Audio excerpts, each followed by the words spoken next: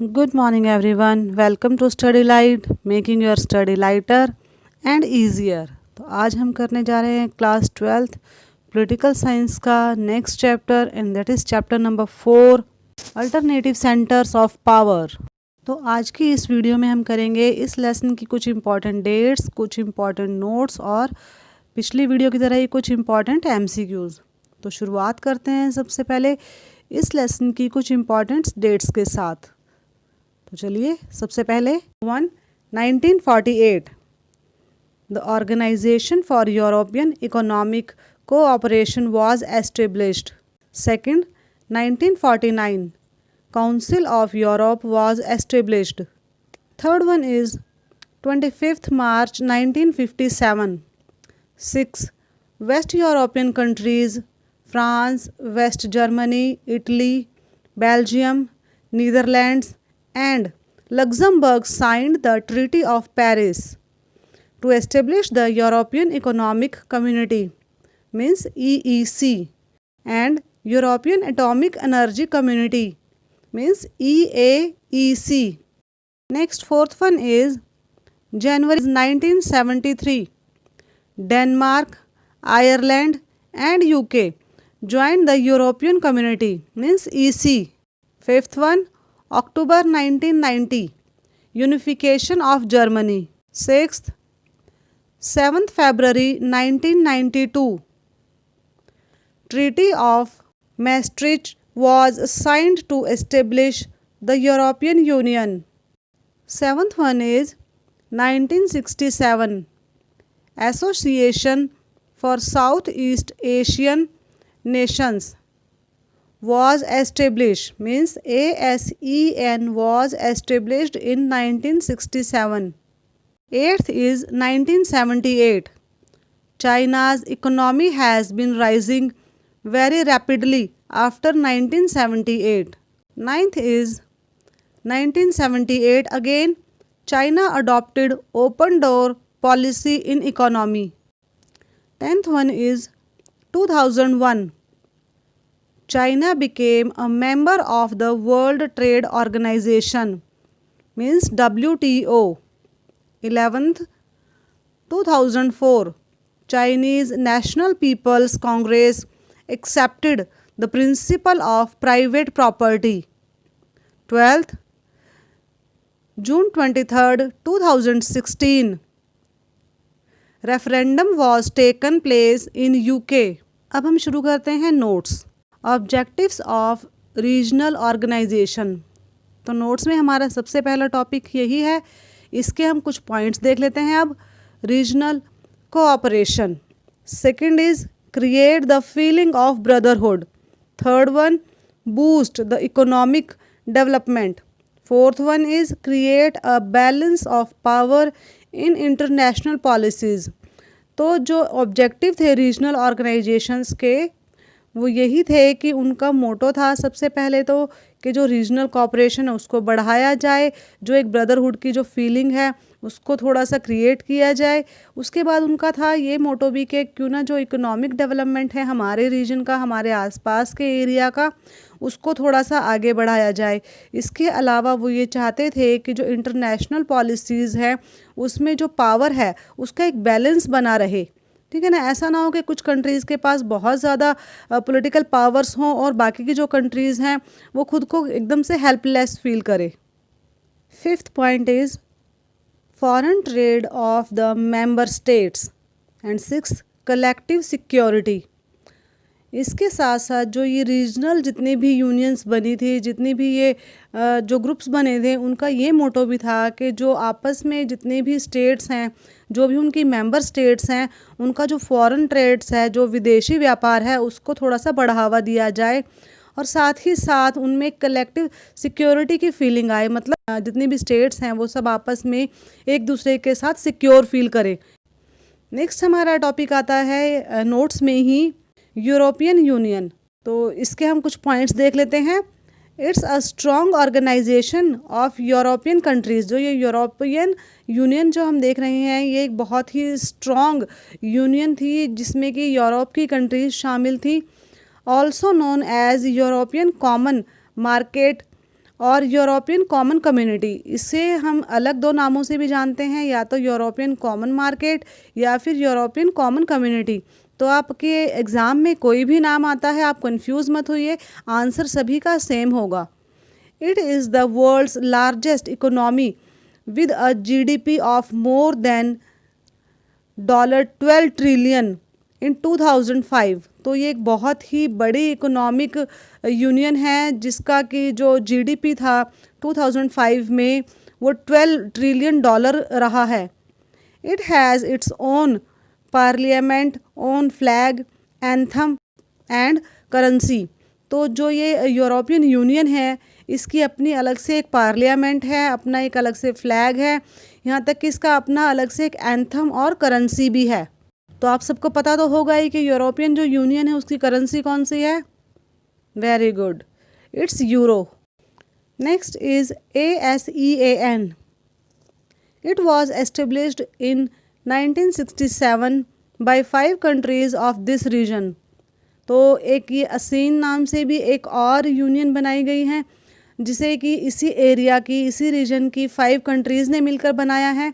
Main objective was to accelerate economic growth. तो जो ये ASEAN बनाई गई 1967 में, इसका मेन ऑब्जेक्टिव यही था कि इस यूनियन को ज्वाइन करने वाली जितनी भी स्टेट्स हैं, जितनी भी कंट्रीज़ हैं, उनकी जो एक इकोनॉमिक कंडीशन है उसको एक्सेलरेट किया जाए, उसे थोड़ा सा बढ़ावा दिया जाए। In its vision 2020 ASEAN hoped that it will become economically strong, that it will be able to play an important role in international affairs। तो जो ये ASEAN जो यूनियन बनी है, इन्होंने इनका एक ये टारगेट है कि 2020 में ये खुद को अपनी जितनी भी इसमें जो भाग लेने वाली कंट्रीज़ हैं, साइन करने वाली कंट्रीज़ हैं, वो इकोनॉमिकली इतनी स्ट्रॉन्ग हो जाएंगी कि वो इंटरनेशनल जितने भी डिसीज़न लिए जाते हैं उनमें वो एक इम्पॉर्टेंट रोल प्ले करेंगी। It encourage negotiations to solve conflicts. जो ये ASEAN बनी है इसका एक और मोटो भी है, एक और काम भी है, वो है कि जितने भी इसकी जो मेंबर स्टेट्स हैं उनके बीच अगर कोई कॉन्फ्लिक्ट होता है तो नेगोशिएशन से उन सभी कॉन्फ्लिक्ट्स को सॉल्व करने की कोशिश करते हैं। It also encourage the spirit of cooperation and brotherhood. साथ ही जैसे कि जो बाकी संस्थाएं हैं, इंटरनेशनल जितनी भी यूनियंस हैं, जो उनका मोटो होता है वो इनका भी है यही कि आपस में कोऑपरेशन हो और आपस में वो भाईचारे के साथ रहें। It plays the role of a mediator to solve disputes among the states. और साथ ही साथ जो ASEAN यूनियन है, ये जो भी इसकी मेंबर स्टेट्स हैं उनके आपस के डिस्प्यूट्स में एक मीडिएटर का रोल प्ले करती है। नेक्स्ट हमारे नोट्स में एक और टॉपिक है, वो है emergence of China. People's Republic of China made major changes in its policies especially in the foreign policy. अब जैसा कि हम जानते हैं कि जो चाइना बाहर से किसी का भी आना या बाहर से किसी भी तरह का इंटरफेरेंस बिल्कुल भी बर्दाश्त नहीं करते थे, ठीक है। लेकिन जो पीपल्स रिपब्लिक थी, उनकी एक पार्टी, उन्होंने जो पॉलिसीज़ थी, उनकी जो फॉरेन पॉलिसीज़ थी स्पेशली, उनमें काफ़ी ज़्यादा चेंजेस किए। After communist revolution China was living isolated politically and economically. अब जो चाइना में एक कम्युनिस्ट रेवोल्यूशन आया, उससे पहले हम देखते हैं कि जो चाइना थी वो पूरी तरह से आइसोलेटेड थी, मतलब पूरी तरह से अलग थलग रहती थी पूरे वर्ल्ड से। उनके बहुत ज़्यादा रिलेशन नहीं थे, ना पॉलिटिकली थे और ना ही इकोनॉमिकली थे। It's having relations mainly with USSR। और चाइना के जो रिलेशंस थे वो ज़्यादातर सिर्फ USSR के साथ थे। It started changing it's policies in 1970 and started making friendly relations with the capitalist countries. अब जैसा कि हमने पढ़ा अभी अभी के चाइना के रिलेशन ज़्यादातर USSR के साथ थे। चाइना ने अपनी पॉलिसीज़ को 1970 में चेंज किया और उन्होंने जो कम्युनिस्ट कंट्रीज़ थी उनके अलावा जो कैपिटलिस्ट कंट्रीज़ थी उनके साथ भी अपने फ्रेंडली रिलेशंस बनाने शुरू किए। क्योंकि it was made member of UN with the support of USSR। और जो UN की मेंबर भी बनी चाइना USSR की हेल्प से, उसके सपोर्ट से। इन 1973 PM of China Zhou Enlai proposed 4 modernizations. 1973 में जो चाइना के पीएम थे उन्होंने 4 मॉडर्नाइजेशन प्रपोजल पास किए जो थे agriculture, industry, science and technology and military. इन चारों फील्ड में 1973 में चाइना के पीएम ने कुछ नए प्रपोजल पास किए। इसी के साथ हमारे नोट्स ख़त्म होते हैं और अब हम देखते हैं इस लेसन के कुछ important MCQs। First is which organisation was established under Marshall Plan and the options are A EEC, B ASEAN, C EC or D all of these, and the correct answer is A EEC. Next, second MCQ is what is the full form of EEC? And the options are A European Emergency Cooperation, B European Ecological Company, E Entry of Euro Currency, या D European Economic Cooperation. And the correct option is D European Economic Cooperation. Third, what is the main objective of the ASEAN? And the options are A to maintain the political independence, B to accelerate economic growth, C both A and B, or D none of these. And correct option is B to accelerate economic growth. Next, fourth one is unification of Germany took place in, and options are A October 1998, B October 1990, C November 1998, or D November 1990. And the correct answer is B October 1990.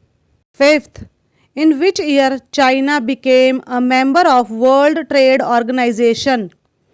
And the options are A 2000, B 2001, C 2002, or D 2003.